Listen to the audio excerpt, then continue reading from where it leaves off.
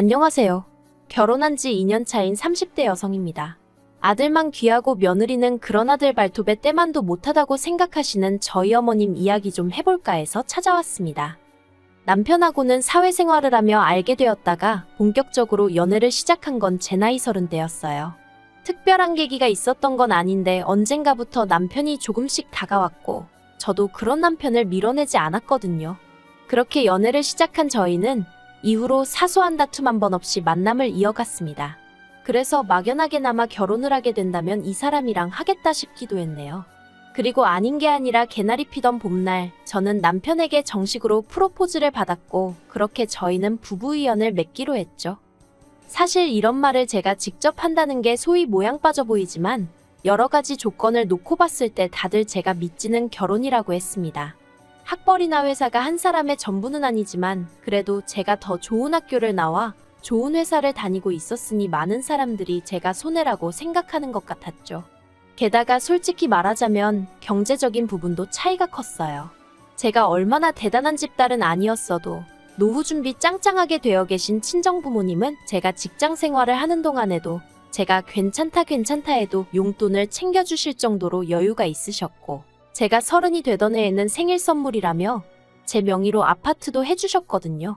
물론 연애하는 동안에는 그래도 이런 이야기까진 남편에게 한 적이 없었기 때문에 남편이 이런 조건 때문에 저랑 결혼했다는 생각은 하지 않습니다. 그렇게 믿고 싶은 게 진심이기도 하고요. 아무튼 이런 저희 부모님과 달리 시부모님은 노후 준비는커녕 그달 나라에서 나오는 연금과 남편이 보태드리는 얼마의 돈으로 살림살이를 빠듯하게 꾸려나가고 계신 눈치였습니다. 그러니 저희 친정에서도 까놓고 말해서 쌍수 들고 환영하는 결혼은 아니었네요. 친정어머니께선 저에게 다시 생각해보란 말씀도 몇 번이나 하셨고 평소엔 술을 입에도 안 대시는 친정아버지가 새벽에 혼자 깊은 한숨을 내쉬시며 술을 드시는 일도 있었을 정도니까요. 그런데도 그땐 정말 제 눈에 뭐라도 씌었던 건지 죄송한 마음과는 별개로 남편과 결혼은 꼭 하고 싶었어요. 결혼해서 잘 사는 모습만 보여드리면 다 용서해 주실 거라고 오히려 그땐 반대하신 걸 미안해하게 되실지도 모른다고 나름대로 그런 희망을 갖고 말이죠. 결혼할 때 시댁에서는 현금 3천을 저희 친정에서는 1억을 해주셨습니다. 저는 이미 받은 집이 있었기에 1억은 정말이지 받고 싶지 않았습니다만 친정 부모님은 오히려 더 해주지 못해 미안하다 하시며 살다가 힘들면 그때그때 또 이야기해라 그러면 또 줄게 하셨는데 옆에 있던 남편도 몇 번이나 죄송하고 감사하다며 허리 숙여 인사를 하더라고요. 생색을 낸다거나 유세를 부리고 싶은 건 결코 아니었지만 그래도 남편이 고마운 마음을 그렇게라도 표현해주니 기분이 나쁘진 않았던 게 사실입니다. 하지만 시부모님이 보여주신 반응은 정말이지 뜻밖이었어요. 솔직히 말해서 제가 어디 내놓으라 하는 1등 신부감까지는 아니라고 해도 타박을 들을 정도는 아니라고 생각했거든요. 하지만 시부모님께서는 저희 친정에서 왜 예단을 제대로 챙기지 않는 건지 그런 걸 흠잡으시며 저를 앞에 앉혀두고 싫은 소리만 해대셨습니다. 특히나 어머님께서는 그 1억이 막말로 당신 쓰라고 해주는 돈도 아니고 딸인 저 편하라고 주는 거 아니냐 하시며 그럼 그건 그거고 예단은 예단이지 하시면서 당신은 그래도 명품백 하나는 받아야 마음이 풀리겠다 그런 말씀을 대놓고 하시대요. 물론 해드리진 않았습니다. 친정에 말을 전했다면 당연히 해드리라고 하셨을지도 모르겠습니다만 그렇게까지 하고 싶지 않았거든요. 그리고 예단을 해드리면 저도 예물을 받고 싶어질 것 같았는데 솔직히 지금 이 상황에 못할 말이 뭐가 있겠어요? 까놓고 말해서 시댁 사정상 예물을 못 해주실 게 뻔했거든요. 그리고 아무리 결혼할 때 이거저거 따지는 게 보기 안 좋다곤 하지만 그래도 저도 사람인데 못 받을 것 뻔히 알면서 싫은 소리까지 들은 마당에 가방까지 사다 바치고 싶은 기분은 아니었네요. 게다가 이때만 하더라도 남편이 먼저 자기가 어머님께 잘 말씀드릴 테니 너무 염려치 말라며 저를 안심시켜주기도 했고요. 그래서 저는 남편이 이 상황을 현명하게 해결해주기만을 기다렸습니다. 실제로 어머님이 아주버님도 있지만 둘째인 저희 남편을 더 좋아하셨으니까 남편이 나서만 준다면 크게 문제될 건 없겠다 싶었기도 하고요. 말이 나왔으니 말이지만 남편보다 4살이 많은 아주버님은 남편이 표현하기를 집안의 골칫덩이라고 했습니다. 어려서부터 한탕주의라고 하나요? 대박 한 번이면 인생 역전이다 그 소리를 해대며 어디 한 곳에 제대로 정착하지를 못하는 성격이라 했거든요. 그리고 실제로 그런 성격 때문인지 아주버님은 대학교를 졸업한 이후로 그 어느 회사도 1년 이상 진득하게 다녀본 적이 없다고 들었습니다. 결혼한 형님과도 사귄 지 2달 만에 형님이 임신을 하면서 어쩔 수 없이 식을 올렸다고 했고요. 그리고 상황이 이렇다 보니 어머님께선 아주버님은 아픈 손가락, 남편은 유일한 희망모 그런 식으로 대하셨죠. 그리고 저는 어머님이 그토록 둘째인 저희 남편을 사랑하고 아끼시는 만큼 저 또한 그렇게 대해주실 줄 알았습니다. 그토록 소중한 아들이 사랑하는 여자라 하니 분명 그렇게 대해주시리라 믿었죠. 하지만 그건 말 그대로 떡줄 사람은 생각도 않는데 김칫국을 마시는 거나 다름이 없었습니다. 지금 돌이켜 생각해보면 어머님은 저를 당신이 사랑하는 아들을 훔쳐간 여자 정도로만 생각하셨던 것 같아요. 처음에 시댁에 인사를 드리러 갔을 때였습니다. 담담한 표정의 말수가 적으셨던 아버님에 비해 어머님은 얼굴색이 조금은 상기되어 있었고 목소리가 크시더라고요. 그리고 무엇보다도 저에게는 별 관심이 없으셨던 반면 남편한테선 눈을 떼지 못하셨어요. 우리 아들 타지에서 고생이 많다. 먹을 건 잘 먹고 다니냐? 그래도 그때만 하더라도 다른 엄마들이 그러하듯 어머님도 당신 아들이니 좋아서 저러시겠지 하고는 어머님의 말씀이나 행동에 그다지 큰 의미를 두진 않았습니다. 하지만 어머님이 식사를 차려주셨을 때 그때 이게 맞나 하는 생각을 처음 했던 것 같아요. 어머님께서는 아들 온다며 이때도 며느리감을 데려온다고 해서 라던가 그런 말씀은 쏙 빼고 오로지 아들 온다고 해서 라고만 표현하시더라고요. 별거 아닌 것 같지만 좀 서운했던 게 사실이에요. 아무튼 아들 온다고 해서 삼계탕을 끓였다 하셨는데 남편 밥그릇에는 닭고기가 아주 무슨 산처럼 쌓여있는 반면 제 거에는 시로라기처럼 얇게 찢어진 닭고기가 들어있는 게 황당하더라고요. 그래서 남편한테 원래 닭고기를 좋아해? 어머님이 오빠 건 엄청 신경 써주셨네 하고 웃었습니다. 나름대로 뼈있는 말 한마디 해본 거죠. 그랬더니 그제서야 남편이 자기 그릇 제 그릇 번갈아 한 번씩 보더니 어머님더러 왜 이렇게 푸셨어요 하고는 자기 고기를 저한테 골라서 덜어주대요. 그러자 어머님께서 저더러 식탐 있냐면서 그렇게 먹으면 살찐다나요? 아무튼 뭐 이건 결혼 전 이야기니까 그냥 그러려니 하고 넘겼어요. 남편 말로는 집에 여자는 처음 데려갔던 거고 그러니 어머님도 어떻게 대해야 하는지 잘 모르셨을 거라나요. 그래서 저도 더는 왈가왈부 따지지 않고 그냥 넘어갔죠. 그리고 결혼하고 나서 좀 친해지면 달라지실 거란 막연한 기대도 있었고요.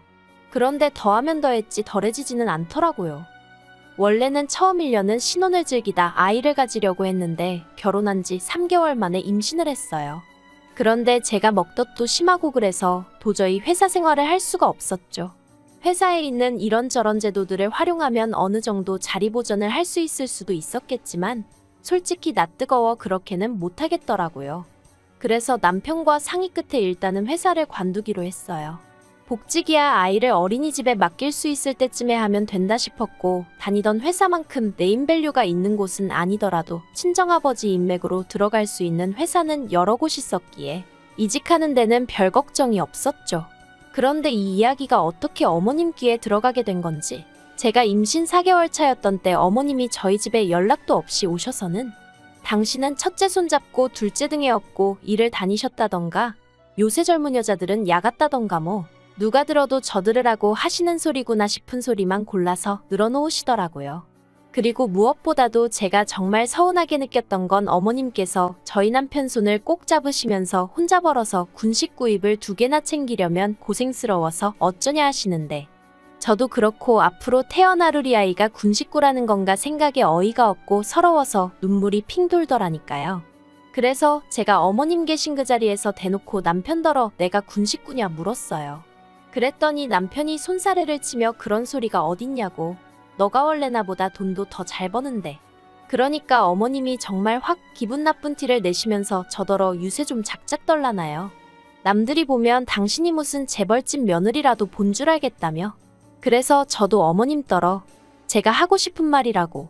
남들이 보면 제가 무슨 얼마나 대단한 집에 시집 온 줄 알겠다고 그래버렸어요. 그랬더니 남편이 저더러 아무리 그래도 어머님한테 말버릇이 그게 뭐냐고 한마디 하는데 그게 그렇게 서운한 거예요. 그리고 어머님은 남편의 그 한마디에 의기양양해지셔서는 그때부터 저에게 아주 못됐느니 심보가 고약하니 어쩌니 막말을 퍼부으셨고요. 게다가 그뿐만이 아니었어요. 임신한 지 8개월 차 되던 때 한동안 연락 없이 지내던 어머님께서 웬일로 저희 집에 오셨습니다. 알고 보니 아버님이 저 출산하고 나면 산후조리원에 가야 할 거 아니냐며 어머님을 통해서 200만 원을 보내주셨던 거죠. 워낙 싫은 소리도 안 하셨지만 좋은 소리도 안 해주시던 아버님이라서 정말 뜻밖이었어요. 그런데 어머님은 아버님이 주라는 돈은 안 주시고 계속 이상한 말씀만 하셨습니다.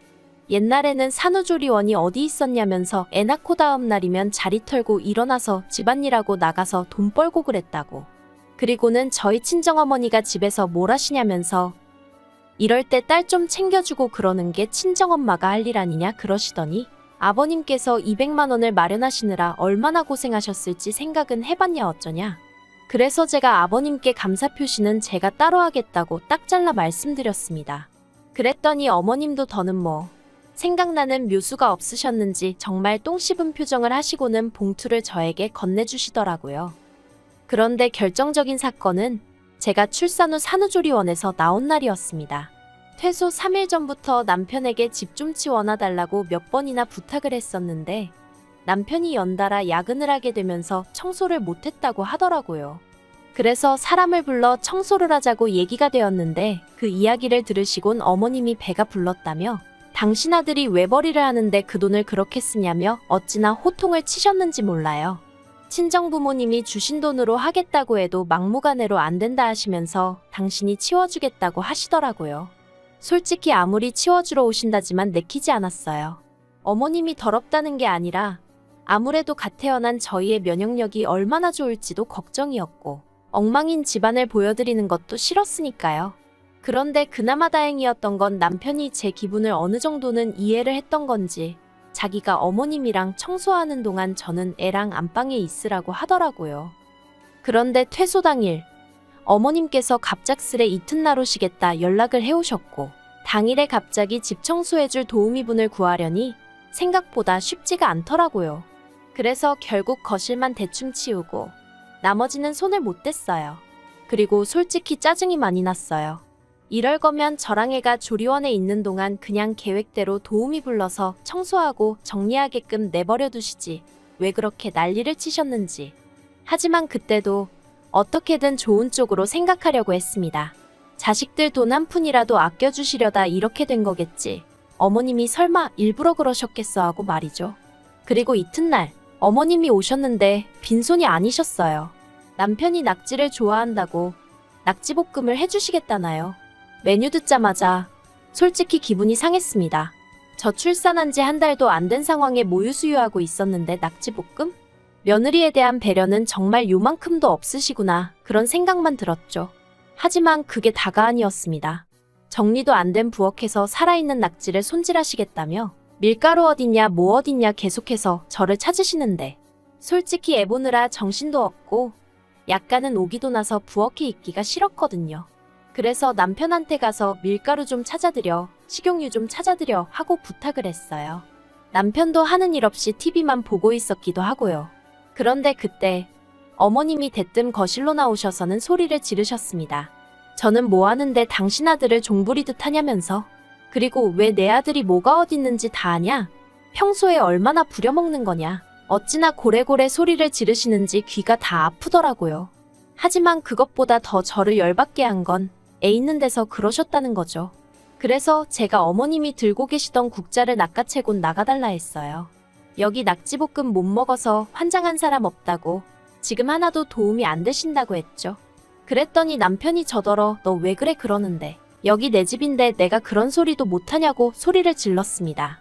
그리고는 어머님한테 앞으로 이렇게 찾아오지 마시라고도 했어요. 억지 쓰시는 것도 한두 번이지 이제 더는 못 받아들인다고요. 그러자 어머님은 정말 별의별 욕지거리를 퍼부으시더니 아주 따박따박 한마디 지는 법이 없다며 그래서 내가 너 처음부터 마음에 안 들었다 그러시더니 저희 남편더러 짐 챙겨라 그러시는 거예요.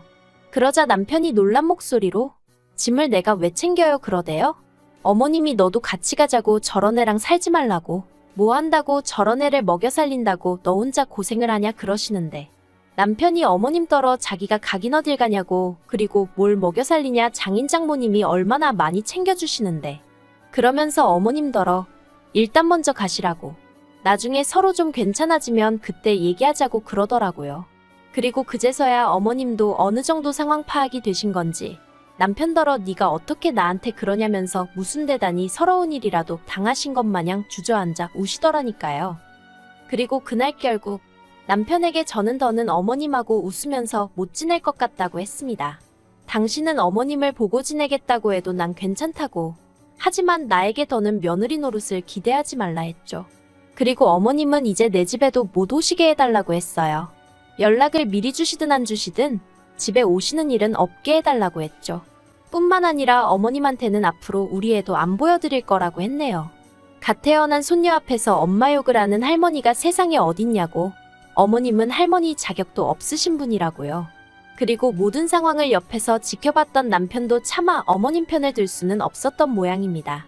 그저 고개만 떨구고 한숨만 내쉬더니 알겠다고 했으니까요. 그리고 이후로 반년이란 시간이 지났는데 어머님한테서 2번 정도 연락이 왔어요. 처음엔 저더러 당신이 제 가면을 벗겼다며 진작에 제가 무서운 엑스인 걸 알았다. 지옥이 무섭지도 않냐 뭐? 말 같지도 않은 이야기를 하셨고요. 2번째 연락 때는 천륜을 끊어놨다면서 저더러 사람도 아니라고. 죽어서라도 저희 남편하고 당신 핏줄을 되찾아가겠다 뭐 그런 말씀을 하시대요. 그래서 제가 마음대로 하세요라고 답장만 했어요.